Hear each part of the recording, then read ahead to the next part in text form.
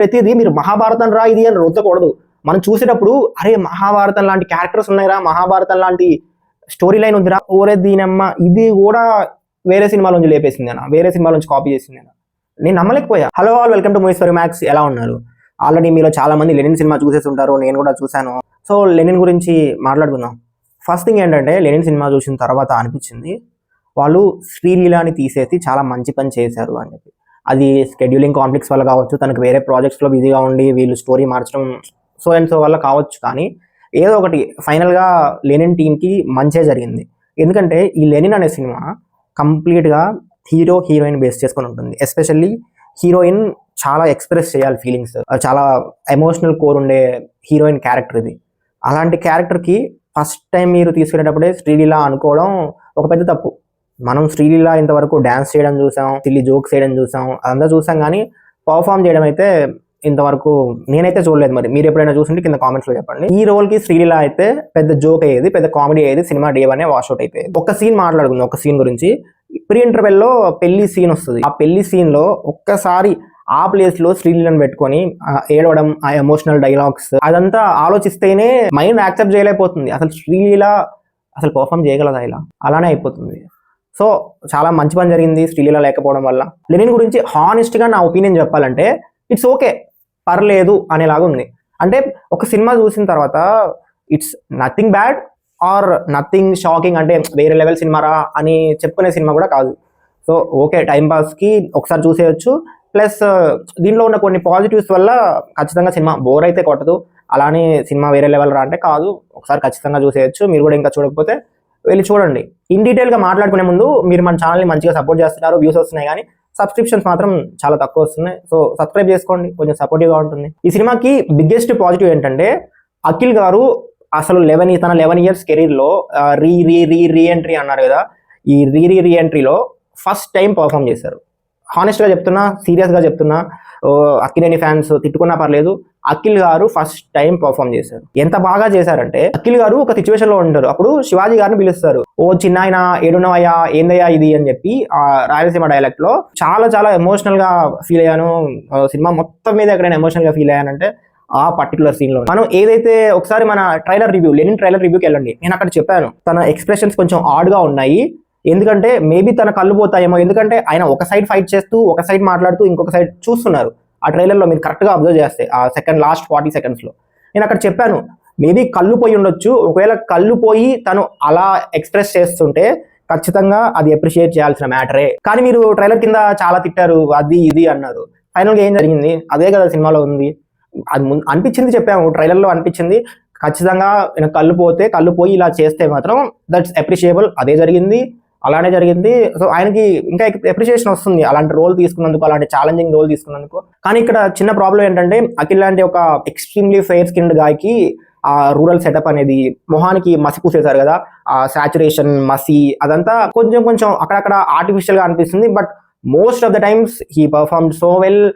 తనకి ఇప్పుడు వస్తున్న అప్రిసియేషన్ కానివ్వండి, ఆ బాక్స్ ఆఫీస్ పర్ఫార్మెన్స్ కానివ్వండి, హీ డిజర్వ్స్ ఇట్. ఎందుకంటే తను పర్ఫామ్ చేశాడు. పర్ఫామ్ చేసినప్పుడు మనం చూపించాలంటే, పర్ఫామ్ చేయని దానికి పర్ఫామ్ చేసిన దానికి డిఫరెన్స్ చూపించాలి కదా ఆడియన్స్. సో ఆడియన్స్ అయితే డిఫరెన్స్ చూపిస్తున్నారు. అండ్ ఇంకొక మేజర్ థింగ్ ఏంటంటే, ఈ సినిమాలో విలన్ క్యారెక్టరైజేషన్ రొటీన్గానే ఉంటుంది. వీక్ అనట్లేదు, రొటీన్గా ఉంటుంది. రొటీన్గా ఉన్నా కూడా తనకి 1-2 మంచి సీన్స్ పడ్డాయి, అక్కడ కొంచెం మంచి రైటింగ్ ఉండింది. For example land mine scene తీసుకోనివ్వండి, ఆర్ తను ప్రీ క్లైమాక్స్లో ఆ శారీ కట్టుకొని వచ్చే సీన్ కానివ్వండి, ఈ రెండిట్లో కిల్ని మించే పర్ఫామ్ చేశాడు. ప్రమోద్ గారు ఆల్రెడీ సలార్ సినిమాలో వరదాకి తమ్ముడుగా చేశారు.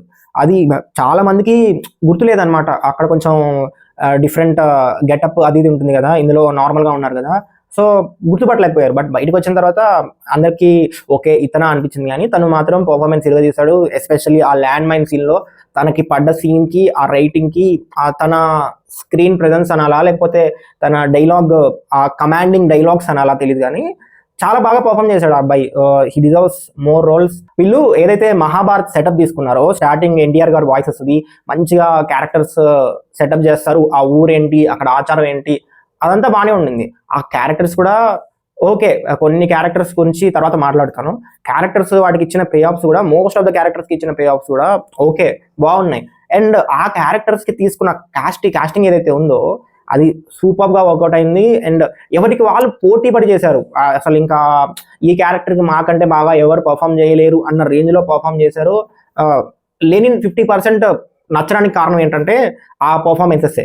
బట్ శివాజీ గారి క్యారెక్టర్ ఏదైతే ఉందో, క్యారెక్టర్ ఆర్క్ ఏదైతే ఉందో, నాకు కొంచెం ఆర్టిఫిషియల్గా అనిపించింది. ఆయనదే కాదు, మిగతా వాళ్ళది కూడా కొంచెం అక్కడక్కడ ఆర్టిఫిషియల్నెస్ ఉంటుంది. కానీ ఈయనది మాత్రం కంప్లీట్గా క్యారెక్టర్ చాలా ఆర్టిఫిషియల్గా ఉంటుంది. ఆయన డెసిషన్స్ కానివ్వండి, లెనిన్ అంటే ఇష్టం అంటాడు, భారతం అంటే ఇష్టం అంటాడు, పిచ్చి పిచ్చి డెసిషన్స్ సడన్గా తీసుకుంటారు. నాకైతే అర్థం కాలేదు. ఆయన ఏదైతే ఒక డెసిషన్ తీసుకుంటాడో దాని ముందు సీన్లోనే he's ready to kill them.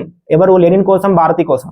But మళ్ళా ఏదో ఆఫర్ చేశాడు కదా అని చెప్పి మళ్ళీ అటు సైడ్ వెళ్ళిపోవడం, ఇదంతా నాకు అర్థం కాలేదు. ఒక ప్రాపర్ రీజనింగ్ లేకుండా అలా ఎందుకు చేయాలి?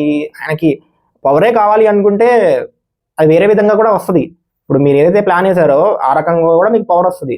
బట్ ఆయన కలిసిపోవడం అనేది కొంచెం నమ్మశక్యంగా లేదు, చాలా ఆర్టిఫిషియల్గా అనిపించింది. ఇప్పుడు సినిమాలో ఏం బాగున్నాయో మాట్లాడుకున్నాం కదా, ఇప్పుడు నాకు చిన్న చిన్న ప్రాబ్లమ్స్ ఉన్నాయి, వాటి గురించి కూడా మాట్లాడతాను. ప్రాబ్లం నెంబర్ 1, ఈ సినిమా దేని గురించి? ఆ ఊరి గురించి, ఆ జాతర గురించి, లేకపోతే ఈ క్యారెక్టర్స్ గురించి, వాటన్నిటి గురించి కాదు. ఈ లెనిన్, భారతి, సినిమా పేరు కూడా లెనిన్ అని పెట్టారు కదా. సో సినిమా మొత్తం లెనిన్ గురించి, వీళ్ళ లవ్ స్టోరీ గురించి, ఏది లెనిన్ భారతి కలిసిన తర్వాత జరిగే కాన్సిక్వెన్సెస్ గురించి ఈ సినిమా. సో అలాంటప్పుడు ఏం చేయాలి? మీరు ఈ ఇద్దరు క్యారెక్టర్స్ ఎంత ప్రాపర్గా అంటే అంత ప్రాపర్గా ఎస్టాబ్లిష్ చేయాలి. ఎస్టాబ్లిష్ చేస్తారు అంటే నార్మల్గా ఒక ఫస్ట్ టైం అమ్మాయి అబ్బాయి కలిస్తే ఆ ప్లేఫుల్నెస్, ఆ అట్రాక్షన్, అవి ఇవి ఉంటాయి కదా, అక్కడ వరకు అంతా బాగానే ఉంది, అక్కడ వరకు నాకేం కంప్లైంట్స్ లేవు. బట్ వీళ్ళిద్దరి మధ్య అయితే ఆ ఎమోషనల్ బాండింగ్ ఏదైతే ఉండాలో అది ప్రాపర్గా ఎస్టాబ్లిష్ చేయలేదు. ఆ ప్రాపర్గా ఎస్టాబ్లిష్ చేయకపోవడానికి కారణం ఏంటంటే, ఒకటి, ప్రతి క్యారెక్టర్ బిహేవియర్స్, వాళ్ళ ఇంటెన్షన్స్ చూపించడానికి కొన్ని ఎలిమెంట్స్ వీళ్ళ లవ్ స్టోరీతో ఈక్వల్గా చూపిద్దాం అంటే ఇంకా ప్రతి ఎలిమెంట్ ఒకటే లైన్లో ఉండాలి అని డైరెక్టర్ గారు తీసుకున్న డెసిషన్ ఏదైతే ఉందో దానివల్ల ఈ ఎమోషనల్ కోర్ అనేది ఎస్టాబ్లిష్ కాలేదు. ఇప్పుడు సినిమాలో ఉండాల్సిన మెయిన్ హార్డ్ హిట్టింగ్ ఎలిమెంటే మీరు ప్రాపర్గా ఎస్టాబ్లిష్ చేయకపోతే మిగిలిన వాళ్ళ ఇంటెన్షన్స్ కానీ, డెసిషన్స్ కానీ, బిహేవియర్స్ కానీ ఎన్ని తీసుకున్నా కూడా అక్కడక్కడ ఆర్టిఫిషియల్గానే అనిపిస్తాయి. అండ్ కొన్ని ఇంపార్టెంట్ సీన్స్ వచ్చినప్పుడు అక్కడ కొంతమంది చనిపోతున్నా కూడా మనకి ఏ ఫీలింగ్ రాదు. అండ్ వీటన్నిటికి తోడు కొన్ని క్యారెక్టర్స్ తీసుకునే డెసిషన్స్కి రీజనింగ్ ఉండదు, చాలా ఆర్టిఫిషియల్గా అనిపిస్తాయి. అండ్ కొన్ని ట్విస్ట్లు అన్నారు కానీ ఒక్కటి మహా అయితే, అంతకుమించి మిగతా అన్ని ప్రాపర్ ట్విస్ట్ లాగా అనిపించవు. మనకి ఆల్రెడీ తెలిసే, ట్రైలర్ చూసే ఆల్మోస్ట్ స్టోరీ అర్థమైపోయింది. రొటీనే, మనం ఆ సినిమా నుంచి కొంచెం, ఈ సినిమా నుంచి కొంచెం తీసుకొచ్చి పెట్టారు. సో ట్విస్ట్ లాగా అయితే ఎక్కడ ఏ ఫీలింగ్ రాలేదు. కానీ నేను షాక్ అయిన ఒకే ఒక్క సీన్ ఏంటంటే, సినిమా మొత్తంలో షాక్ అయింది, హీరోయిన్ని చంపే సీన్ ఉంటుంది కదా, ఆ సీన్ నేను నిజంగా షాక్ అయ్యా, నోరెళ్ళ పెట్టా హానెస్ట్ చెప్పాలంటే. ఇప్పుడు ఆ సీన్ చూసి నాకేమనిపించింది, ఇప్పుడు నార్మల్గా ఏం జరుగుతుంది, హీరోయిన్ని విలన్ చంపడం, సంథింగ్ వేరే వాళ్ళతో చంపించడం జరుగుతుంది. కానీ ఇక్కడ కొంచెం డిఫరెంట్గా జరుగుతుంది. ఓకే, డైరెక్టర్ రొటీన్ స్టోరీలో కూడా కొంచెం కొత్తగా ఆలోచించి రాశాడు అనిపించింది. బట్ బయటకు వచ్చిన తర్వాత నేను ఒక క్లిప్ చూసాను. ఆ క్లిప్ చూసిన తర్వాత ఓరే దీనమ్మ, ఇది కూడా వేరే సినిమాలోంచి లేపేసింది అన్న, వేరే సినిమాలోంచి కాపీ చేసింది అన్న, నేను నమ్మలేకపోయా. ఇది బాలకృష్ణ గారి ఒక పాత సినిమాలోంచి లేపేసిన ఒక సీన్ అనమాట. ఆల్మోస్ట్ ఆ ఫ్రేమ్ టు ఫ్రేమ్ సేమ్ ఉంటుంది, కాకపోతే ఇక్కడ ఒక చిన్నది మార్చాలి అంతే తప్ప ఫ్రేమ్ టు ఫ్రేమ్ సేమ్ ఉంటుంది. మీరు నమ్మకపోతే నేను ఇక్కడ ప్లే చేస్తా చూడండి.